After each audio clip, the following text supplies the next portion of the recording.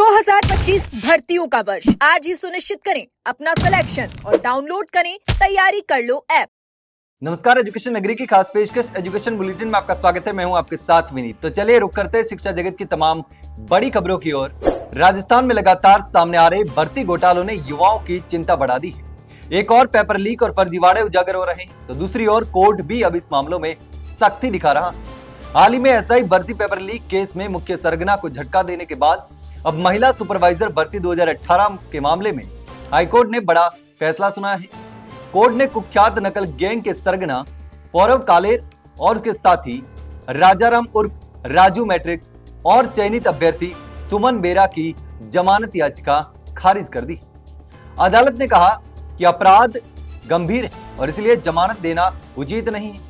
पौरव कालेर पिछले एक दशक से कई बड़ी परीक्षाओं में पेपर लीक का आरोपी रहा और उस पर 2014 से 2025 तक 8 मामले दर्ज हैं। अभियोजन पक्ष के अनुसार कालेर और राजू मैट्रिक्स ने बीकानेर में परीक्षा शुरू होने से पहले पेपर की फोटो लीक करके ब्लूटूथ से नकल करवाई, जिसके बदले कालेर को 15 लाख रुपए मिले। 4 अभ्यर्थियों को इस नकल से चयन भी मिली। राजस्थान कर्मचारी चयन बोर्ड की 850 पदों वाली वीडियो भर्ती के रिजल्ट का लाखों अभ्यर्थी बेसब्री से इंतजार कर रहे हैं, लेकिन पद वृद्धि को लेकर उनकी चिंता लगातार बढ़ती जा रही।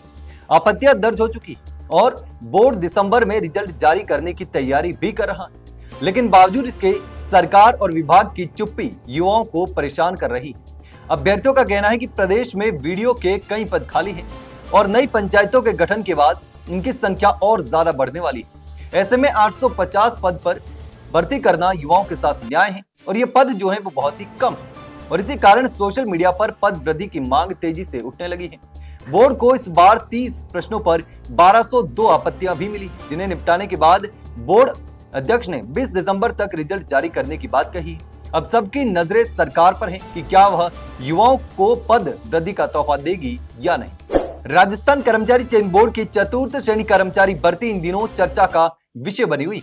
53,749 पदों पर हो रही इस भर्ती में देश भर के सोशल मीडिया पर वृद्धि की मांग ट्रेंड कर रही है। 21 लाख से ज्यादा अभ्यर्थियों के लगातार दबाव के बाद अब संकेत मिल रहे हैं कि सरकार लगभग 10,000 पद बढ़ाने पर गंभीरता से विचार कर रही है, यानी कि 10,000 पद इस भर्ती में बढ़ सकते हैं।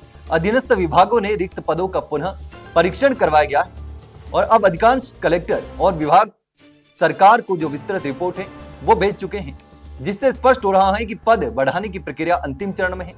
सूत्रों के मुताबिक आरक्षित पदों का बंटवारा भी संशोधित किया जा सकता है। गौरतलब है कि प्रदेश में 80,000 से अधिक चतुर्थ श्रेणी के पद अभी भी खाली हैं और इसलिए पद वृद्धि पूरी तरीके से तार्किक मानी जा रही है।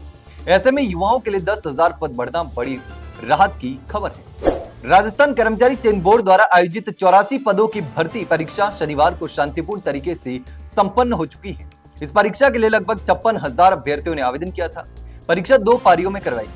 पहली पारी की परीक्षा जो है वो सुबह 9 बजे से 12 बजे तक हुई और दूसरी पारी की परीक्षा 2:30 बजे से लेकर 5:30 बजे तक चली। दोनों पेपर समय पर शुरू हुए और किसी भी तरह की गड़बड़ी की सूचना नहीं। परीक्षा के बाद अभ्यर्थियों की अलग अलग प्रतिक्रियाएं सामने आई। कई अभ्यर्थियों ने पेपर को आसान बताया, जबकि कई अभ्यर्थियों ने इसे मॉडरेट स्तर का पेपर बताया। साथ ही इसमें पास होने के लिए दोनों ही पेपर में 40% अंक लाना भी अनिवार्य है। ऐसे में अभ्यर्थियों को आधिकारिक आंसर की का भी इंतजार है, जिसे बोर्ड जल्द अपलोड कर सकता है। आंसर की जारी होने के बाद अभ्यर्थियों की आपत्ति दर्ज कराने का मौका मिलेगा और उसके बाद ही जो रिजल्ट है वो जारी किया जाए। राजस्थान कर्मचारी चयन बोर्ड द्वारा 2756 पदों के लिए करवाई जा रही वाहन चालक भर्ती परीक्षा रविवार को एक ही पारी में करवाई जा रही है। इस परीक्षा के लिए कुल 1,50,000 अभ्यर्थियों ने रजिस्ट्रेशन करवाए हैं। भर्ती के लिए ऑनलाइन आवेदन जो थे वो 27 फरवरी से लेकर 28 मार्च 2025 तक लिए गए थे। परीक्षा रविवार सुबह 10 बजे से दोपहर 1 बजे तक एक ही पारी में करवाई जा रही है और इसके लिए बोर्ड 19 नवंबर को एडमिट कार्ड जारी कर चुका है। बोर्ड ने परीक्षा संबंधी दिशा निर्देश भी पहले से जारी कर दिए। परीक्षा केंद्र पर पेपर शुरू होने से 1 घंटे पहले प्रवेश द्वार बंद कर दिया जाएगा और इसके बाद किसी भी अभ्यर्थी को एंट्री नहीं मिलेगी। ड्रेस कोड के तहत मेटल के बटन वाले कपड़े प्रतिबंधित हैं।